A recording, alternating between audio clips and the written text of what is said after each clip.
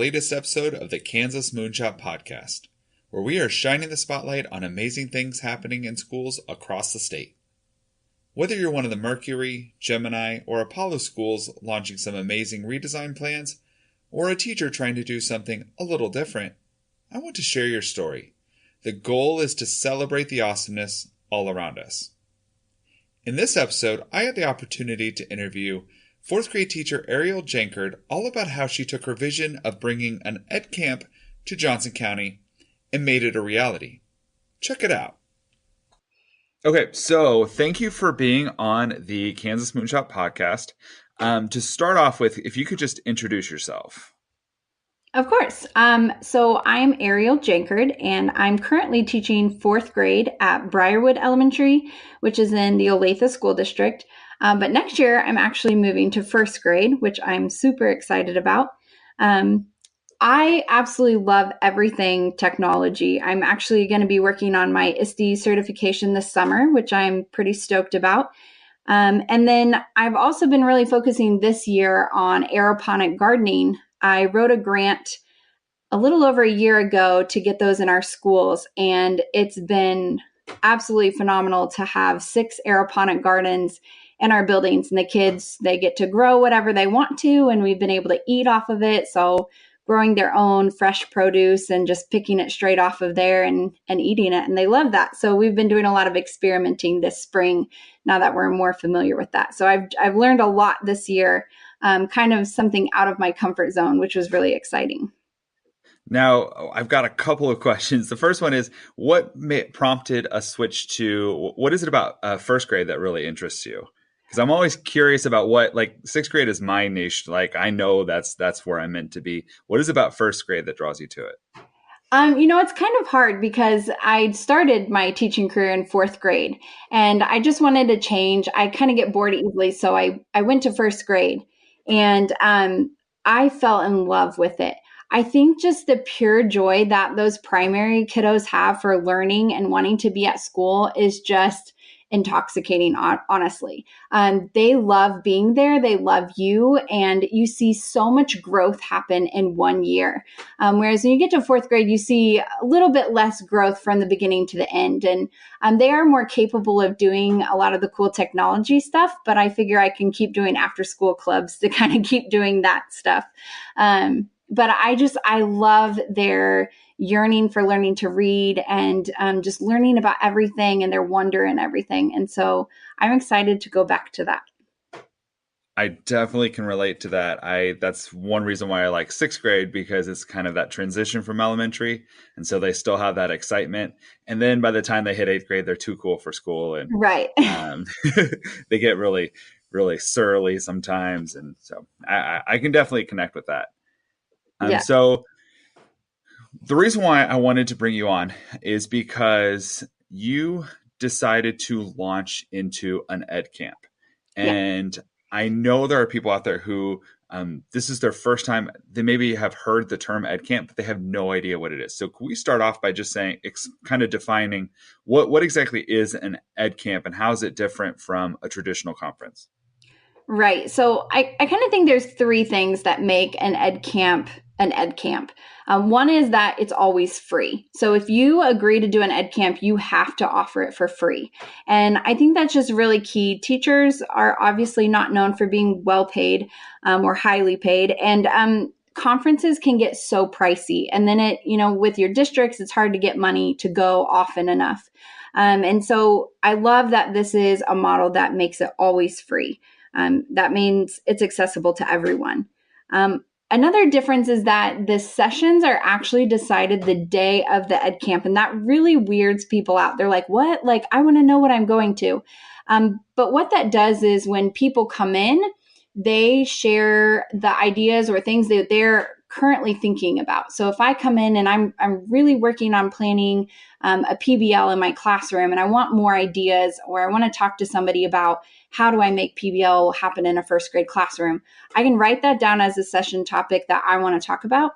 or learn about, I may also come as an expert in something. Maybe I'm really good using Seesaw as a portfolio.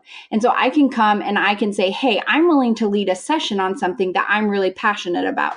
So it kind of opens the doors for any educator to present or to come and share what they want to learn about. Versus the traditional conference, like you have to pick from what's on the schedule and you're kind of stuck to that schedule. Which leads me to the third thing that's kind of interesting about EdCamp. And I know the first time most people attend, they feel awkward about this, but they kind of coined this phrase of vote with your feet.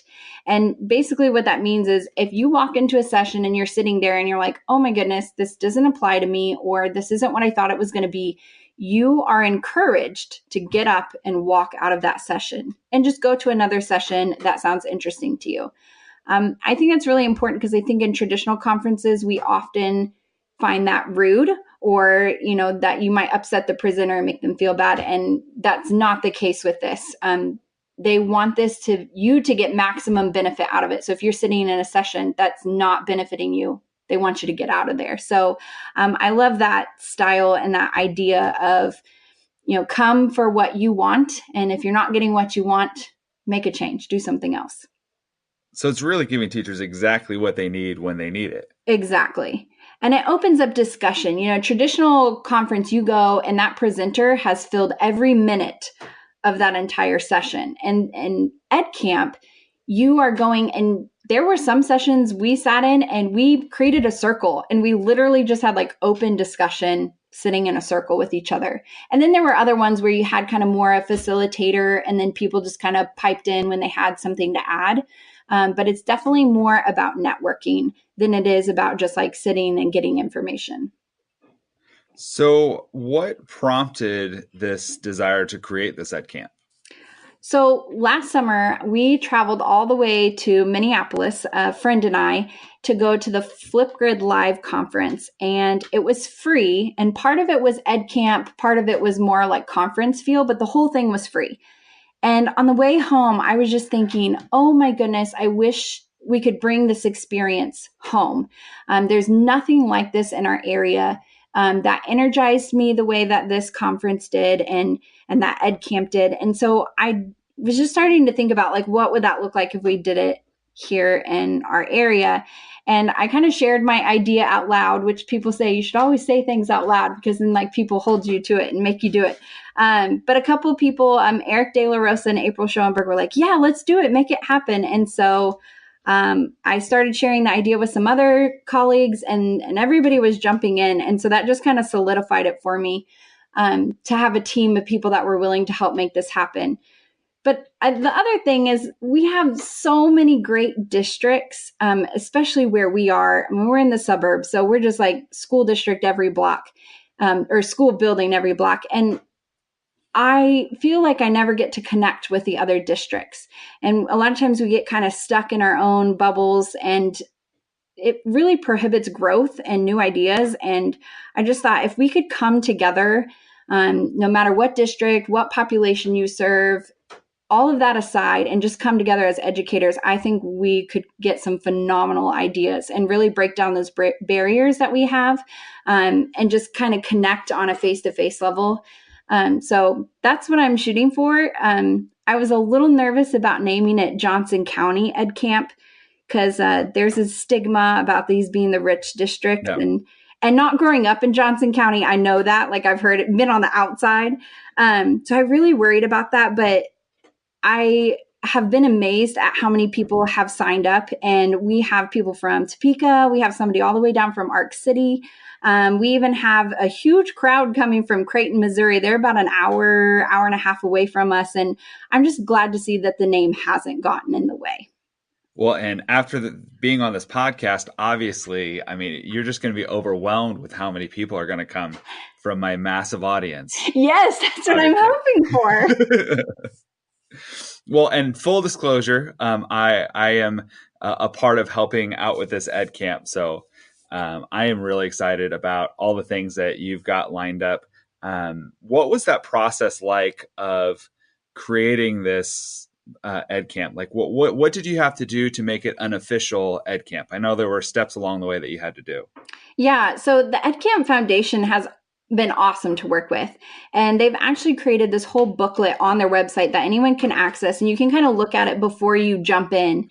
And it just gives you an idea of all of the things that you have to think about and plan for. And so I read through that little booklet probably 5 or 6 times before I really started planning. Once you've kind of got an idea of who your team is going to be, you have to come up with a name and a logo. And once you have a name and a logo created, then you can apply through the EdCamp Foundation to be official. Once they get all of your paperwork and process it, then they send you an agreement that you actually have to sign the contract that you're going to make this free, that you're going to allow the vote with your feet, and kind of some of their other values that they have. Once you sign that, then they set you up with Eventbrite. And so you can start advertising and selling your event. The other cool thing about EdCamp Foundation is they provide you with like a starter box. So we got a box full of like Sharpies and name tags and like pins and stickers and like different EdCamp stuff that you can kind of promote their name as well. But just a great registration kit. And then they also offer $200 to help with like food or any other things that you might need to kind of get your EdCamp running. And so that's been really exciting, especially us being in our first year. It was nice to feel like there was a little bit of financial support as well. So I'm really excited about, I know a lot of EdCamp is there's people coming with ideas and bringing session ideas and questions they have. But I know there are a couple of things already in the works. What are some things that you can share, some highlights that are already in place at the EdCamp? So when I first started thinking of this EdCamp, one of my dreams, and I had heard this idea along somewhere on Twitter, so it's not an original idea, but of bringing kids in and having kids kind of run an EdCamp or having student-led sessions where students are teaching teachers. And I just love that idea. I mean, students are the reason we're here. They're at the heart of everything we do. So we are actually going to be having some students come and just sharing their passions with teachers. And they're going to have the mindset of, I want to show you how you can use this in your classroom. So we have some kids coming to talk about and share about coding and robotics. We have some students coming from 2 different schools to talk about the aeroponic gardening. We have some high school students that are going to talk about podcasting and using their MacBooks. So we've really strived to get a diverse group of kids from multiple districts. That's turned out to be a little more difficult than I had anticipated. First of all, it's the day of prom for most high schools, so we found that that's a little tricky. Oh, no. Yeah, so that's kind of run into a lot of our high school students wanting to help out. So I think just with it being the first year, it's not going to be quite as diverse, but I think we'll have lots of different sessions and kids sharing. But in the future, I would like it to be kids from every district. And it just hasn't quite worked out the way I wanted it to, but I'm hoping that part will grow. The other exciting part is Tara Martin is coming. And if you haven't met Tara, she's like the most amazing person. And she is just so full of joy and passion for teaching. And so we're super excited to have her. And she is going to share a session on book snaps. One other student session that we have that I'm really excited about is our mental health panel. We actually have some students that, and prior to the EdCamp, just really felt that they needed to share with teachers what it's like to have and deal with mental health and what that impact is on the classroom. And so we actually have a group of students who are going to run a session, and they're going to be there for teachers to ask questions, and then they're going to share a little bit about what it's like for them dealing with their mental health also in school. So I'm pretty excited about that session as well. I think that's really important for teachers. Well, there's so much diversity in the sessions that are being offered, which is really great because teachers can hopefully not only come with their own ideas, but there's already a wide range of ideas on the table as well. So what about the isn't there going to be some sort of like sensory path, or what is that going to entail? Yeah, so at Olathe West, there's a teacher that in the in the SPED department that has been working on a sensory pathway. And so she is super excited to show that off and kind of give some other buildings ideas on how they could recreate that in their buildings. And we also have some people from the Kansas School for the Blind and Deaf coming, and they're going to be a part of that as well, from what I understand. Oh, that sounds fantastic. So one of the purposes of this podcast is to bring ideas to teachers from across the state that they might be able to bring back to their own schools, their own districts. So what advice would you have for a teacher interested in starting their own EdCamp in their building or in their district? Right. So I would say the most important thing is find your team first. You got to have a tribe of people that's going to help you make this happen. I am not the type A person. I'm more of like dreamer visionary. And so that's great for getting an idea off the ground. So if you're like me and you're like, oh my gosh, this sounds amazing. You need those people that are going to make it happen. And there is a lot of stuff involved in making sure you have food and organizing registration and making sure the space is set up. And there's just so much. So I would really encourage you to find a team of teachers, administrators, whatever, that are willing to walk you through the whole process and go through each step and be there on the day of the event and everything. But I think even if you wanted to start small, I know our school partnered with one of the other middle schools for one of our professional development days, and we had an unofficial EdCamp type professional development day where we had the sessions and people could go to different places that interested them. It wasn't a true EdCamp official format, but it was a step towards that of giving teachers a lot more choice and flexibility and really getting what they need.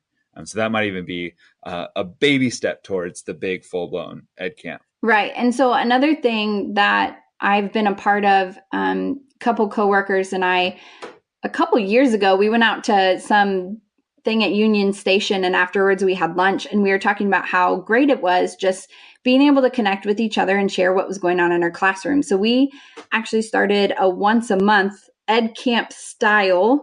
Like you said, it's not official or anything, but we meet and we rotate buildings each month. And the idea is that you come and you can bring up any topic that you would like, and we can break out into smaller groups. And so we've been running that for about 1.5 years now. And so there are definitely other ways that you can take this idea of EdCamp and make it happen in your school or district. Absolutely. So if people are interested in coming to EdCamp Johnson County, what can they do to sign up? Where can they check out more information about it? Yeah, so our EdCamp is going to be April 13th. It starts at 8 a.m. The first session isn't actually till 8:30, so if you are driving, you won't miss anything if you get there till 8:30, and then it will go till noon. We're going to have a student-run coffee shop going, and we're also going to be just offering breakfast. We're going to have mid-morning snacks. We will be at Olathe West High School. And I just visited that last week. Wow. Like if you haven't been to Olathe West High School, like even if you don't care about any of the sessions, just seeing the building is like amazing in and of itself. It's absolutely crazy. But you can sign up at Eventbrite. And so the direct link is edcampjocokansas.eventbrite.com. But you can also just go to Eventbrite and type in Johnson County EdCamp and it should pop up. And I'll put a link to that in the show notes so that people can click on it and get signed up. And you are just going to be flooded with all of the amazing people who want to participate. Yes, I hope all of Kansas comes. Absolutely. So if people want to reach out to you, if they were really interested in wanting to start their own EdCamp, or they had an interest in, what's the gardening thing called? Aeroponic gardening. Aeroponic. Okay, so if they were interested in aeroponic gardening or anything like that, how can they reach out to you? So I'm a Twitter user. I've tried other platforms. Twitter is just the easiest for me. I like it the best. So my Twitter handle is at Mrs. Jankord, and that's Jankord. All right. Well, thank you very much for being on the podcast. I look forward to seeing you at EdCamp Johnson County. I will be there for sure. So any other last minute words of wisdom before we sign out? I don't think so. Just be awesome. There we go. Awesome. All right. Well, thank you and have a great night. Thank you. That's it for this episode. Did our talk about EdCamp Johnson County make you psyched to sign up? Feel free to sign up by clicking on the link in the show notes. EdCamp Johnson County is April 13th from 8 a.m. to noon and is going to be at Olathe West High School. For more information about this episode, you can check out my website, mrstockrocks.com. If you know someone doing something awesome in their classroom, let me know about it. I'd love to have them on the show.